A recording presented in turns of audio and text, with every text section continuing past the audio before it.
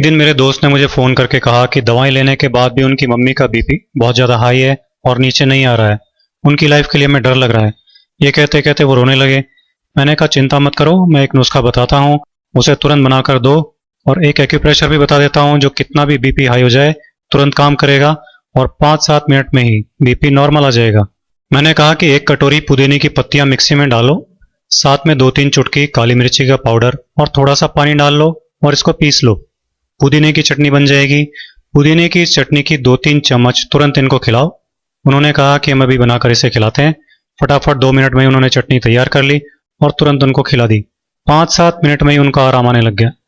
तब वो मुझसे कहने लगे कि पुदीने की चटनी कभी कभी हम खाते हैं, पर ये इतनी ज़बरदस्त दवा है, हमको मालूम नहीं था।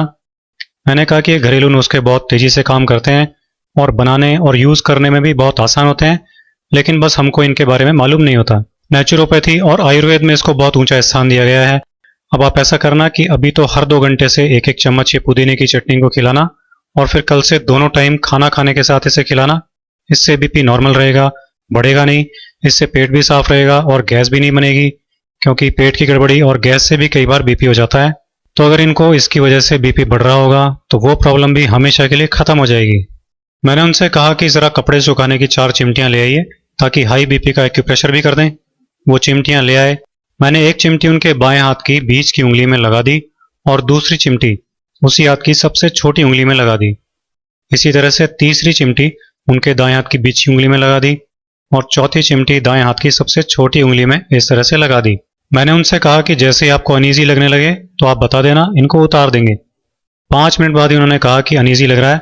तब मैंने उन चिमटियों को उतार दिया और फिर बीपी नापा तो बीपी नॉर्मल था। सब लोग ये देखकर चकित रह गए। मैंने कहा कभी भी ऐसी बात हो तो इसे तुरंत कर डालना और इसे रोजाना दिन में 1 बार इसी तरह से करना। बीपी हमेशा नॉर्मल बना रहेगा, जान का खतरा भी नहीं रहेगा। सबकी आंखों में आंसू थे, लेकिन वो खुशी के आंसू थे क्योंकि उनकी माँ की जान अब खतरे से बाहर थी। तो दोस्तों, आप भी हाई बीपी के इस बेहद आसान इलाज को यूज कीजिए, अपनी लाइफ सेव कीजिए और लाइफ बढ़ाइए।